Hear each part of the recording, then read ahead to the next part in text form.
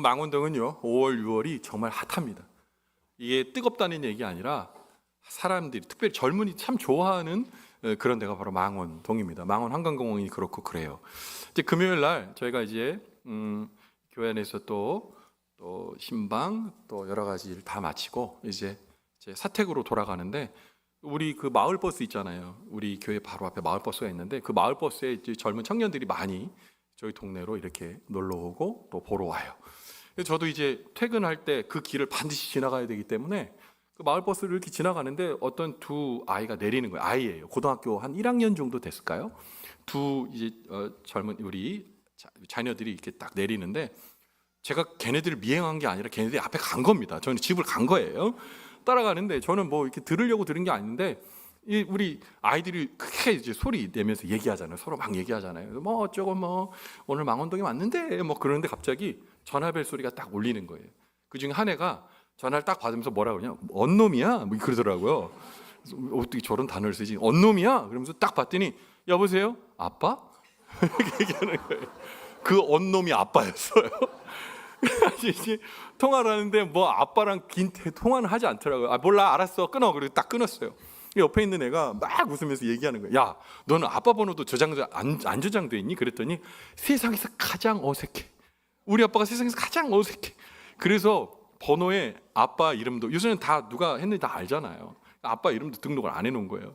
그 보면서 웃음이 났는데, 여러분, 오늘 우리가 하나님의 말씀을 들으러 왔어요. 우리가 주의 자녀래요. 하나님의 아버지시래요. 여러분, 그런데 혹시 주님 어색하지 않으시죠? 하나님 어색하지 않으시죠? 언놈이라고 그러면 큰일 납니다. 오늘 하나님께서 우리에게 들려주신 말씀, 풍성한 말씀이 준비되어 있습니다. 그 말씀이 우리의 귀에 들리고 우리의 마음 가운데 공명되는 귀한 은혜의 자리가 되기를 주님의 이름으로 간절히 축원을 드립니다. 여러분, 우리는 신앙생활 속에서 때때로 이런 고민을 하게 됩니다. 뭐냐면요, 내가 주님 앞에 어떻게 살아야 되지? 그리고 신앙생활에 있어서 무엇이 가장 중요한 가치지? 그리고 그 가치를 붙들고 내가 어떻게 살아야 되지? 라는 생각을 하게 됩니다. 그러니까 우리 그리스도인으로서 삶의 우선순위를 어디에 두고 살아야 될까 하는 질문을 우리는 종종 하게 된다는 말입니다. 그런데 이러한 고민은 하나님을 믿고 섬긴다 하는 예수님 당시의 유대인들에게도 똑같은 고민이었습니다. 그래서 유대 율법 학자들은 하나님께서 주신 10계명을 토대로 성경에 나오는 계명을 몇 개로 확장했냐? 여러분 놀랄 준비하세요. 613개. 왜 안 놀라세요? 준비하라고 말씀드렸는데 613개의 어마어마한 그 계명으로 확장하고 만들고 정리했습니다. 근데 히브리어로 10계명의 글자 수 있잖아요. 히브리어로 된 10계명의 글자 수를 세 보면 613개인데, 유대인들은 이 10계명의 글자 수만큼 계명을 613개의 조항으로 확장하여 만들었다는 겁니다. 그리고 여러분, 사람의 몸에 있는 뼈마디 수가 몇 개나 될 거라고 생각하세요? 248개인데 이와 같이 이 뼈마디 수와 똑같은 숫자인 248개의 계명을 하라라는 실천율법으로 만들었고, 또 여러분 1년이 며칠이죠? 365일이죠. 365일, 우리가 알고 있듯이 365일인데 이와 같은 숫자인 365개의 하지 마라는 금지 율법을 만들었습니다. 그래서 248 플러스 365 더하니까 613개의 계명이 된 거죠. 이렇게 613개의 율법을 만들었던 데는 분명한 이유가 있습니다. 이스라엘 백성들이 하나님 백성으로서 전 존재와 전 시간을 하나님의 명령을 듣고 순종하는 삶을 살자라는 목적으로 그렇게 만들어 놓은 겁니다. 그런데 하나님의 명령을 듣고 하나님이 원하시는 바대로 살려고 만든 이게 613개의 계명이 시간이 지나고 흐르면서 율법은 형식적으로 됐고 생명력을 잃어버리고 사람들을 찍어내리는 그런 말씀, 의롭다 의롭지 않다는 것을 구분하기 위한, 찍어내기 위한 계명이 됐고, 사람들은 계명의 무게와 순서에 대해 끊임없이 논쟁하게 되었어요. 오늘 본문에도 이러한 고민을 가지고 있었던 한 율법사가 나옵니다. 그런데 그 역시 다른 유대인처럼 율법의 어느 계명이 크고 중요한가 하는 문제로 고민한 사람인 것 같습니다. 예수님에 대한 소문을 듣고 예수님을 시험할 겸 그동안 그가 품어온 문제를 예수님께 물었던 거죠. 그러나 이 율법사의 질문은 표면적으로는 단순한 질문처럼 보이지만 사실 이 질문은 함정이 있는 매우 위험한 질문이었습니다. 왜냐하면 당시 유대인들은 율법 조항을 613가지로 구분해 놓았고 그 중에 어느 계명이 더 크냐는 논쟁을 오랫동안 해왔기 때문입니다. 그러니까 예수님께서 만약에 어떤 613개의 계명 중에 어떤 것을 강조하게 되면 그럼 다른 것이 중요하지 않다는 이유를 밝혀보시오 라고 당황스럽게 만들었을 것이고, 모든 율법이 중요하다라고 얘기하면 당신은 어떻게 율법에 대한 그런 이해가 그렇게 천박합니까? 라고 공격을 해놓은 거, 어떻게 해도 힘들게 되는 거예요. 여러분, 제가요 군에 있을 때 제일 황당하고 어려웠던 질문이 뭐냐면 후임이었을 때, 제가 고참이 아닌 후임이었을 때 저를 왜 싫어했는지 모르겠어요. 그냥 서울에서 왔다고 되게 싫어했어요. 그러니까 제가 그분은 이제 여러분 용서하고 들으세요. 그분은 대구 분이었는데 대구 사투리를 막 하세요. 그럼 저는 서울에서만 살았으니까 표준말을 하는 거 아니겠어요? 그런데 맨날 이랬어요, 저랬어요, 그랬어요. 말을 기집애처럼 한다는 거예요. 그러니까 저 싫어해. 그냥 날 싫어해. 날 그냥 싫어하는 거예요. 그런데 어느 날 이런 거예요. 야, 너 일로 와봐. 예, 일병 봉성이 딱 썼죠. 하는 말이 너 나를 어떻게 생각하느냐고 그래요. 뭘 어떻게 생각해요? 가만히 있었죠. 그랬더니 너 나를 생각할 때 너 내가 꼽냐? 꼽냐? 이렇게 물어보는 거예요. 그래서 아닙니다. 그랬더니 안 입고 와? 그렇습니다. 안 입고 와? 뭐 어떻게 하라는 거예요? 그러니까 이렇게 해도 욕먹고 저렇게 해도 욕먹는 겁니다. 이거 빠져나갈 수가 없는 거예요. 어떤 식으로 대답해도. 그런데 오늘 똑같은 질문이에요. 예수님을 진짜 덫에 빠뜨리려고 하는 질문인 거죠. 그런데 이 율법사의 질문은 사실은 어느 게 더 크냐라는, 어느 계명이 더 크냐라는 이 질문은 오늘 우리에게도 상당히 민감한 질문입니다. 사실 예수님을 믿는 우리들도요, 지키고 행해야 될 것들이 많이 있습니다. 예배, 기도, 성경 공부, 봉사, 전도, 선교. 때때로 이 많은 것들이 있는데 여러분 어떤 게 더 중요해요? 어떤 게 중요합니까? 여러분 이 질문을 받았을 때 사실은 각각 중요하다고 생각하는 게 좀 다 달라요. 어떤 분들은 구제가 되게 중요하고, 어떤 분들은 교육이 되게 중요하고, 성경 공부 같은 이 공부가 교육이 되게 중요하고, 어떤 분들은 신앙적인 교제인 기도가 중요하다고 생각하는 분도 있고, 봉사가 중요하다고 생각하는 분도 있고, 전도나 선교가 중요하다고 생각하는 분이 있어요. 틀린 게 아니에요. 그래 한쪽에 주안을 두게 되면 이게 논쟁거리가 된다니까요.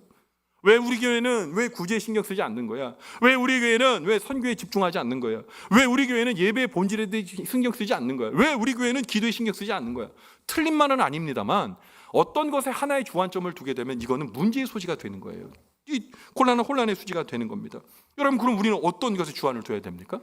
여러분, 오늘 본문에 오늘 말씀하시는 예수님께서는 율법사와 그리고 오늘날 우리가 가지고 있는 이 질문, 다채로운 질문에 반드시 우선순위를 둬야 될 그 순위를 오늘 말씀하고 계세요. 정답을 제시해 주고 계세요. 우리가 잘 정의하지 못하는 그 우선순위에 대해서 우리에게 분명하게 말씀하고 계시는 거예요. 오늘 주님께서 우리에게 들려주시는 이 말씀을 통해 그리스도인으로서 우리의 신앙의 우선순위가 분명해지고, 그로 인해 하나님께서 원하시고 기뻐하시며 축복해 주시는 아름다운 그리스도인의 삶을 살아가게 되는 오늘 귀한 말씀의 시간이 되시기를 주님의 이름으로 간절히 축원을 드립니다. 먼저 예수님께서요, 잘 들으세요, 마음과 목숨과 뜻을 다해 하나님을 사랑하라 이렇게 말씀하고 계십니다.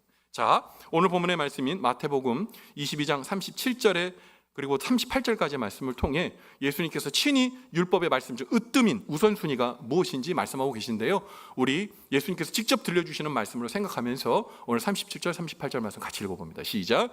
예수께서 이르시되 내 마음을 다하고 목숨을 다하고 뜻을 다하여 주 너의 하나님을 사랑하라고 하셨으니 이것이 크고 첫째 되는 계명이요. 아멘. 예수님께서 먼저 하나님을 온전히 사랑하는 것이 신앙의 출발이며 율법의 핵심이라고 분명히 가르치고 계십니다. 그런데 여기서 중요한 단어가 있어요. 계속 나오는 게 있습니다. 뭡니까? 다하여, 다하여, 다하여. 마음을 다하여, 목숨을 다하여, 뜻을 다하여 이렇게 말하고 있습니다. 다한다는 말이 뭡니까? 여러분, 최선을 다할 뿐만 아니라 그것을 이루기에 1%의 함량도 남기지 않고 노력하고 애쓴다는 말이에요.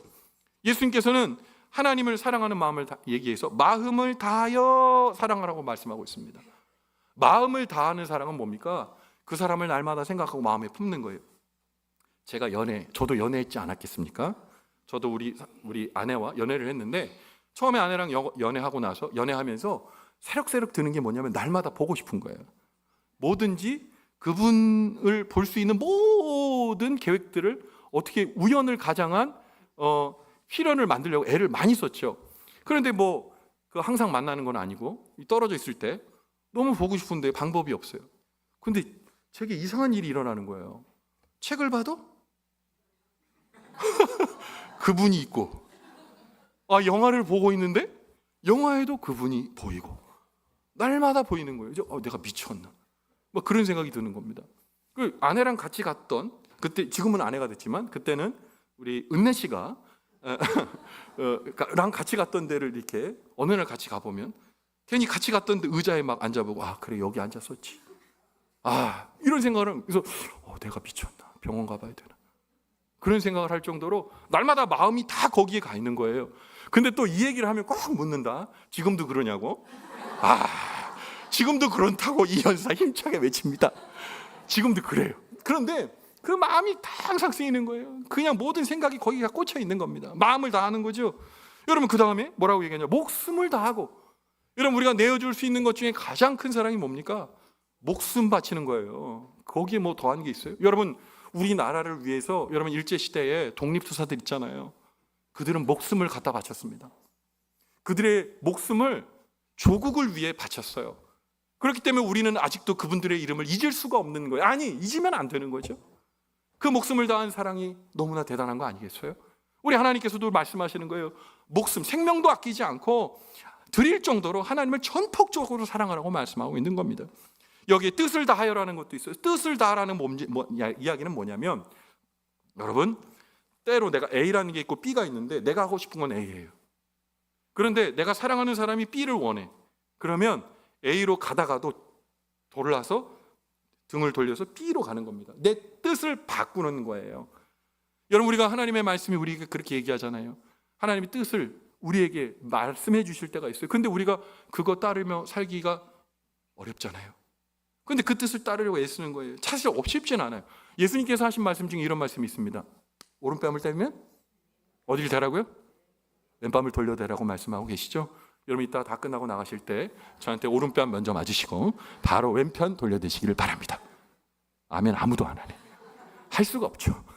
그건 불가능한 일이기 때문에. 그런데 예수님께서 말씀하고 계세요. 여러 가지 신학적인 정의와 논의, 그리고 하나님께서 말씀하신 그 뜻을 우리가 해석하게 되면 이 사랑도 할 수 있겠지만 우리가 일반적인 상식선에서는 받아들일 수가 없는 거예요. 우리가 하나님 앞에 내 뜻도 바꿀 수 있는 그런 마음으로 여러분 우리가 설 때, 그리고 사랑할 때 하나님 진정 나를 사랑했다 이렇게 말씀할 수 있다는 거죠. 전인격적인 사랑이라고 말할 수가 있는 거예요. 하나님의 사랑은 단순한 감정이나 말로 하는 사랑이 아닙니다. 삶 전체로 드리는 사랑입니다. 그래서 예수님께서 말로만 하지 않으셨잖아요. 당신의 목숨을 주셨잖아요. 여러분을 위해서, 나를 위해서 목숨을 주셨잖아요. 그 사랑했던 그 사랑처럼 여러분, 우리도 예배의 자리, 기도의 자리, 말씀의 자리에서 여러분 일상의 작은 결정 속에서라도 하나님의 뜻을 선택하는 모든 순간이 되라고 말씀하시면서 그 뜻대로 살아갈 때 하나님 사랑했다라고 말할 수 있다는 거예요. 사랑하는 성도 여러분, 오늘 주신 말씀처럼 마음을 다하고 목숨을 다하고 뜻을 다하여 하나님을 사랑하는 우리 망원지역의 믿음의 성도들 되시길 간절히 바랍니다.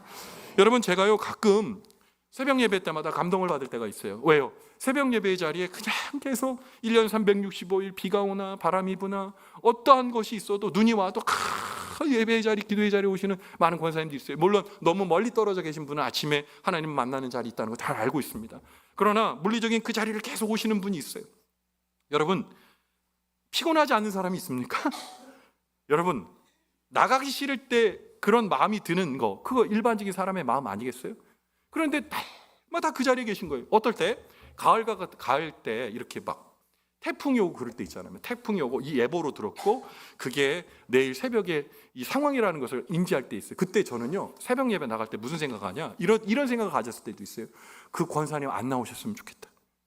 바람 부르고 이렇게 어려운데 길 미끄러져서 넘어지거나 다치시면 안 되니까 차라리 오늘은 안 나오셨으면 좋겠다. 기도 아닌 그런 기도를 할 때가 있어요.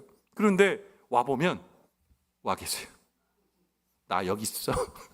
이렇게 말씀하시는 것처럼 그 자리 다 계세요. 그때 주의 종의 마음이 뭉클해요. 하나님이 우리 권사님을 사랑하시고 우리 권사님 때문에, 기도 때문에 우리 교회가 지금 여기까지 있을 수 있었구나. 감격이 생겨요. 여러분, 뜻을 다하는 사랑이 아니면, 여러분 쉽게 생각할 수 있지만 쉬운 게 아니라니까요. 그 하나님을 사랑하는 그 마음이 여러분 피곤도 이기고 마음의 뜻도 이기고 그 자리에 서게 만드는 거예요.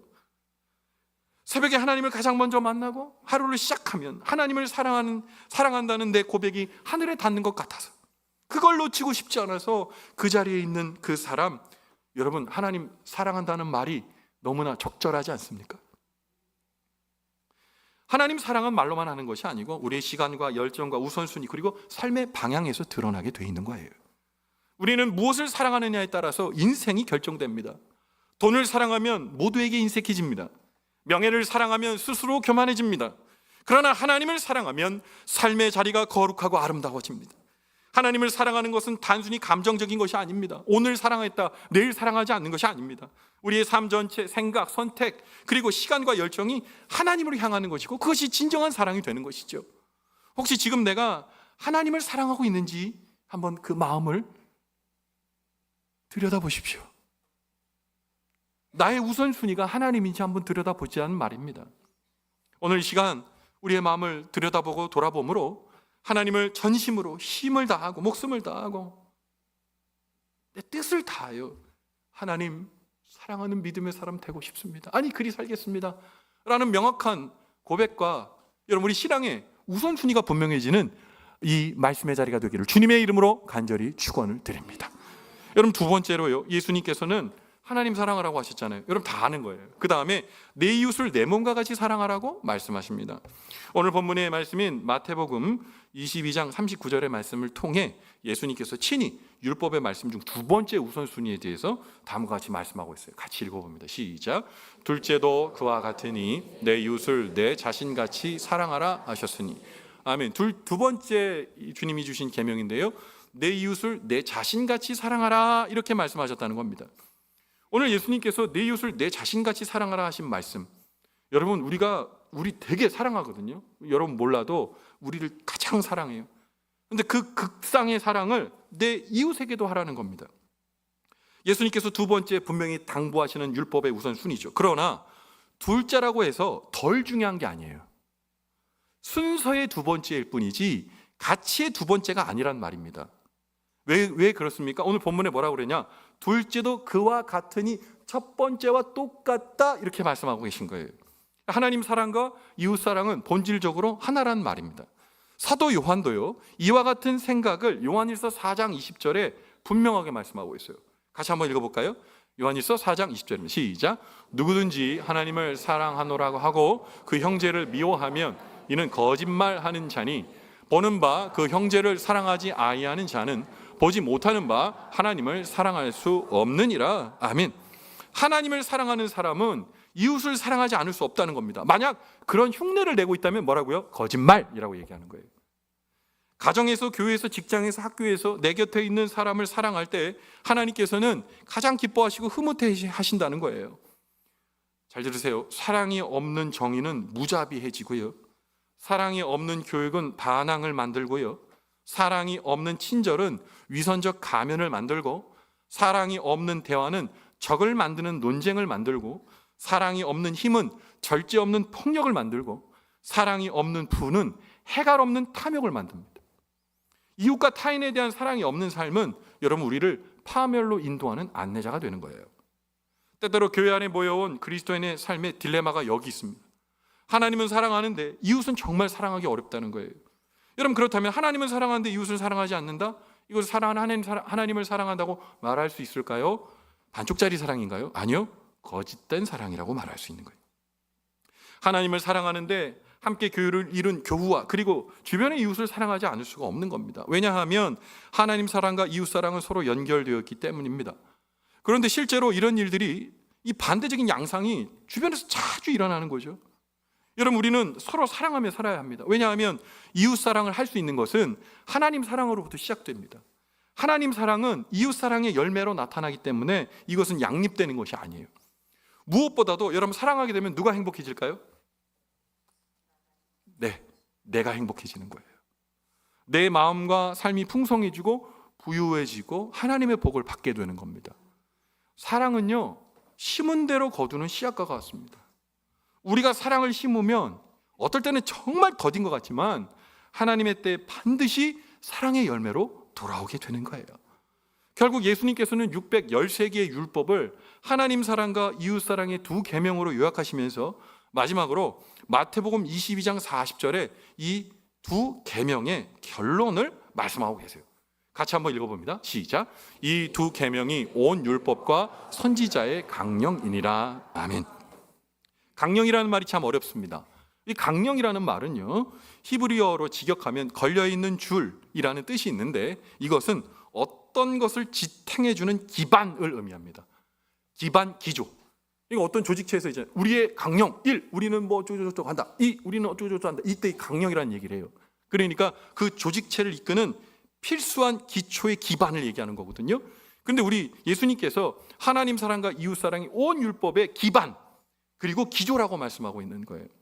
즉 구약 전체 메시지 율법의 모든 조항은 하나님 사랑과 이웃 사랑이라는 두 계명이 바로 모든 율법의 기초고 시작점이라는 겁니다. 성경 공부, 예배, 봉사, 기도 결국 이 사랑으로 이어지지 않으면 주님이 원하시는 진짜 신앙생활과는 거리가 멀게 된다는 거예요. 그래서 이러한 하나님 사랑과 이웃 사랑의 기반이 없으면 모든 율법과 은사가 헛된 것이 된다는 말이에요. 그래서 사도 바울은 고린도전서 13장을 이제 우리가 사랑장이라고 보통 얘기하는데 고린도전서 13장 1절부터 3절에 사랑이 어떤 것인지, 특별히 하나님이 원하시는 사랑이 어떤 것인지 말씀하고 있어요. 우리가 거의 암송하듯 외우는 말씀이긴 한데요. 우리 13장 1절부터 3절 말씀 같이 한번 읽어봅니다. 시작. 내가 사람의 방언과 천사의 말을 할지라도 사랑이 없으면 소리나는 구리와 울리는 꽹가리가 되고 내가 애언하는 능력이 있어 모든 비밀과 모든 지식을 알고 또 산을 옮길 만한 모든 믿음이 있을지라도 사랑이 없으면 내가 아무것도 아니에요. 내가 내게 있는 모든 것으로 구제하고 또 내 몸을 불사르게 내어줄지라도 사랑이 없으면 내게 아무 유익이 없느니라. 아멘. 여러분 이게 말이 돼요? 사람의 방언, 천사의 말 이것은 하나님이 신적 은사를 받은 사람이라는 얘기입니다. 그런데 그 사람이 사랑이 없이 이것을 받을 수 있어요? 근데 성경은 말하고 있는 거예요. 그렇게 흉내낼 수 있다. 은혜 받은 사람처럼 영적인 사람처럼 흉내낼 수 있다. 사랑 없이 말이다. 이렇게 얘기하는 겁니다. 또요. 애언하는 능력이 있대요. 모든 비밀과 모든 지식을 안대요. 산을 옮길 만한 믿음이 있어요. 여러분 이거 첫 번째 신앙의 최고봉 아닙니까? 그런데 흉내낼 수 있단 말입니다. 속일 수 있단 말입니다. 사람 앞에 그렇게 신앙적으로 잘 산다고 보여질 수 있단 말입니다. 사랑 없이 말입니다. 여러분 그리고요. 이게 더 이제 마지막 3절은 진짜 너무너무 어마어마해요. 모든 사람을 구제하고 내 몸을 불사르게 내어준답니다. 그런데 사랑 없이도 할 수 있대요. 사람을 속일 수 있어요. 사람이요 연기 잘하고 흉내내면 속일 수 있어요. 사랑 없이도 할 수 있어요. 그러나 하나님은 정확하게 보고 계신 거예요. 흉내내는 거 연기하는 거 하나님 다 알고 계신다는 거예요. 그런 흉내뿐이라면 아무 유익이 없다는 거예요. 사랑 없는 말은 다툼을 일으키고 사랑 없는 봉사는 위선을 만들고 사랑 없는 열심은 결국 나를 드러내기 위한 것이 됩니다. 이 시대의 문제도 결국 뭡니까? 그리고 우리 교회, 우리가 이 세대를 사는 우리 교회의 문제도 뭡니까? 사랑이 없기 때문입니다. 여러분 요즘은 SNS나 단체 채팅방에서도 여러분 비난하거나 배척하거나 왕따 만드는 일들이 있어요. 자 이렇게 채팅방 있잖아요. 막 카톡 하면서 막 채팅방 만들었어요. 그런데 어떤 사람이 초대를 했든지 아니면 어떤 루트로 해서 우리가 진짜 싫어하고 미워하는 사람이 채팅방에 딱 들어온 겁니다. 여러분 근데 요새 어떻게 하는 줄 아세요? 그대로 다른 방 얘 빼고 거기 있는 사람들이 만나는 단체 카톡을 만들어서 여기서 교제하는 거예요. 여기 있는 사람들은 왜 우리 안에 있는 사람들은 말이 없지? 당연하죠. 너만 혼자 거기 있으니까. 이거 왕따시키는 거예요. 여러분 우리가 시간이 지나도 사람이 참 똑똑한데 그것마저도 여러분 사람을 왕따시키거나 소외시키거나 자기 좋은 사람만 만나게 되는 그런 이상한 지혜가 발달돼 있다는 거예요. 여러분 이거 깨트려버려야 되는 거예요. 여러분 우리가 그리스도인이라면 사랑을 말하고 사랑으로, 이거 잘 들으세요. 사랑을 말하고 사랑으로 판단을 유보할 줄도 아셔야 돼요. 사랑이 없으면 판단 유보하지 않습니다. 사랑이 있어야 길이 보는 거예요. 여러분 가정에서의 갈등과 교회에서 분열, 그리고 사회에서 냉담함이 사라지지 않는 것은 바로 눈이 바뀌지 않았기 때문에, 사랑의 눈이, 예수님께서 주신 사랑의 눈이 바뀌지 않았기 때문입니다. 여러분 어떤 드라마 좋아하세요? 요즘 열심히 보는 드라마 뭐 있으세요? 예, 친절한 뭐더라? 선주씨, 친절한 선주씨, 뭐 이런 거나 뭐 여러 가지 뭐 드라마가 있어요. 근데 요즘 드라마는요 되게 웃긴 게 뭐냐면 30살까지 자녀를 키웠는데 얘가 내 새끼가 아니야. 아니 다 그래. 뭐 어떤 드라마를 보니까 다 내 새끼가 아니야. 세 자매를 키웠는데 세 자매 다 내 새끼가 아니야. 결국 다 뭐하냐? 유전자 검사해가지고 얘가 내 새끼였어 뭐 이렇게 발견하게 됩니다. 근데 재미난 게, 물론 작가의 상상력이긴 하겠지만 어떤 주인공이 있어요. 여자 주인공이 있는데요, 이 여자 주인공을 엄청나게 괴롭히는 사람이 있습니다. 뭐 그 사람이 뭐 회장이 되기도 하고 무슨 뭐 실장이 되기도 하고 막 이 사람을 이렇게 좌지우지하는 사람이, 위치에 있는 사람이 막 주인공을 엄청 괴롭혀요. 막 넌 날 때부터 뭐 너는 뭐 싸구려야, 뭐 들을 수 없는 욕을 다 합니다. 근데 드라마가 끝날 쯤 되면 어떤 일이 일어나는지 아세요? 걔가 내 새끼야. 걔가 내 새끼인 거예요. 유전자 검사해 보니까 내가 그렇게 미워하고 표독스럽게 됐더니 그 새끼가 내 새끼. 욕 같은데. 그 자녀가 내 자녀인 거예요. 그럼 그 다음 장면에 어떤 일이 일어나는 줄 아세요? 걔가 들어오는데 펑 우는 거예요. 야, 내가 너무 잘못했다. 내 새끼가 바로 앞에 있는지도 모르고 내가 계속 너를 괴롭히고 너를 계속 울게 만들었구나. 나를 좀 용서해 줄 수 없겠니? 어제까지 욕했는데 내 새끼라 그러니까 달라 보이는 거예요. 내가 사랑을 주지 못한 내 새끼였던 거야. 내가 못 알아본 내 새끼인 거야. 눈이 바뀌니까 가해했던 것들이 잘못으로 느껴지고 더 사랑하지 못했던 것이 미안해지는 거예요. 여러분 우리가 예수 은혜 가운데 살지 못하면 나한테 잘못한 사람은 반드시 응징해야 됩니다. 그러나 예수 은혜 가운데 예수님이 사랑해 주신 만극하신 사랑이 나에게 어마어마한 것이고 또한 그렇게 고백한다 그러면 눈이 바뀌는 거예요. 달라 보여지는 거예요. 사랑의 눈으로 보게 되는 거예요. 여러분 우리 교회 신앙생활 어렵다고 생각하지 모르시겠지만 때로는 너무 단순하고 간결한 겁니다. 예수님이 주신 사랑으로 품어내는 거예요. 사랑해내는 거예요. 여러분 만약에 그 사랑이 없었다면 다 우리 지옥 자식 됐었을 거예요.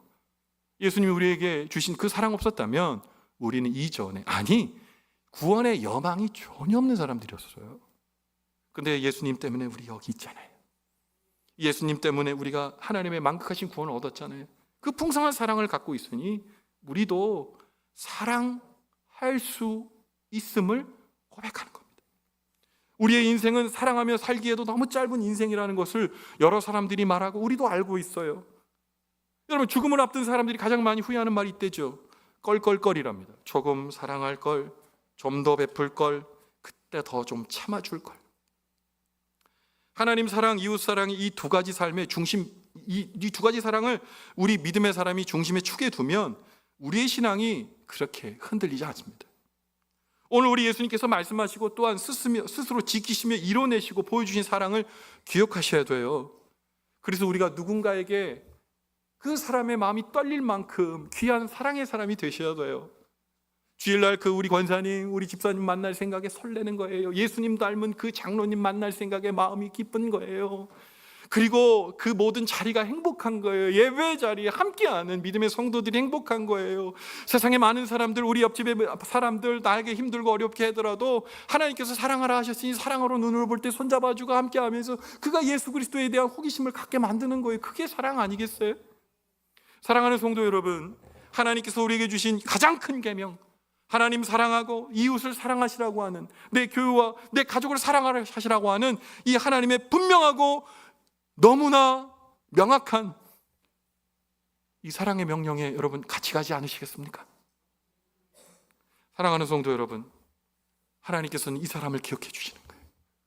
다른 사람의 이름에 뇌리에 기억되고 기억되는 분 되지 마십시오. 하나님이 기억해 주신 사람, 하나님이 좋아하시는 사람, 하나님이 손잡아 주시는 사람, 하나님 사랑하고 이웃을 사랑하는 저와 여러분의 축복의 삶의 자리가 되기를, 그런 사람 되시기를 주님의 이름으로 간절히 축원을 드립니다. 아멘. 기도하겠습니다. 하나님 아버지, 주님의 은혜와 사랑에 감사합니다.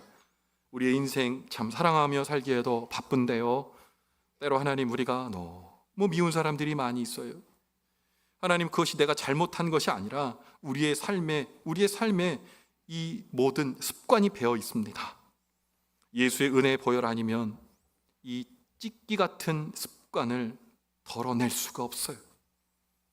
주님, 더욱 사랑하게 도와주시고 그 주신 사랑에 날마다 감격하며 내 이웃과 교우를 사랑할 수 있는 마음 우리에게 허락하여 주셔서 하나님이 잘했다, 하나님이 귀하다 칭찬해 주시고 보듬어 주시는 사람, 오늘 우리가 되었으면 좋겠고 내가 되었으면 좋겠습니다.